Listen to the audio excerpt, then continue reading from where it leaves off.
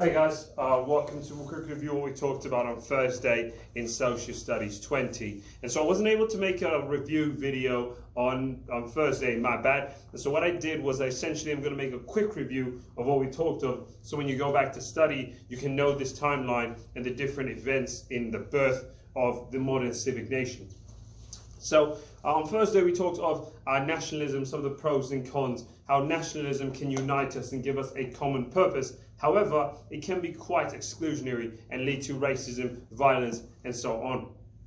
And so on last week we talked of different understandings of nation: the ethnic nation, the linguistic nation, the civic nation, the geographic nation. And so on Thursday we talked of at what point in history do we see what we would recognize as a modern civic nation? A nation based on ideas and political desire to live together. And so we made a quick little timeline. This is just a review. Your notes also have this in a bit more detail with dates and so on. The first thing we got is the capture of Babylon. Babylon's capture of Judea in about 605 BC or BCE. Essentially, it's the starting point which we use. And what that event is crucial for is it's one point in history which we see that kings are dominant and people are not united based on language and so on, but who their monarch is. And this is the start of Daniel's dream, which essentially maps out history really, really well. The next point we stopped on was Plato. And Plato was a Greek philosopher who essentially writes this amazing book called The Republic, in which he talks of the perfect government and the philosopher king. And we still see kings in charge of people's lives.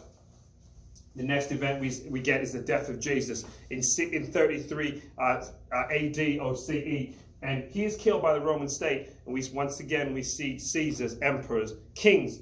We don't see a civic nation yet. We don't see a nation of ideas quite yet. Our next event is 476 AD, which is the fall of Rome, and Rome is divided into a number of kingdoms. And the key word is kingdom, because once again, we still see monarchs in charge. We still see strong rulers. We don't see those ideas taking place quite yet. Our next event is the Renaissance, and the Renaissance is really, really cool because it's that point in history where some of those ideas of Plato, which were lost in the Dark Ages, start to make a return. And we get famous painters like Michelangelo, Leonardo da Vinci. We get famous thinkers like Niccolo Machiavelli and Galileo. And so what all these people start to do is they start to bring in a little bit of individuality. We still see kings, we still see monarchs, we don't yet see a civic nation. For the most part, the nations that we have in Europe are ethnic nations.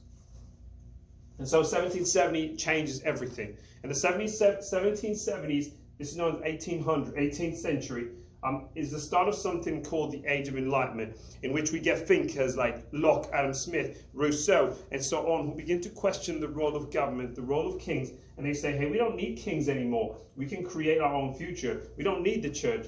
We can form nations out of ideas of liberty, freedom, and so on, which essentially paves ways for two big revolutions of the 18th century, the American Revolution and the French Revolution, which we're going to talk about a bit later today and later this week. And the last thing we talked about was 1799, the end of the French Revolution, with Napoleon Bonaparte coming in and creating a French empire. And so the key thing we talked of is how over time, we don't quite see a civic nation yet. We see mostly ethnic nations.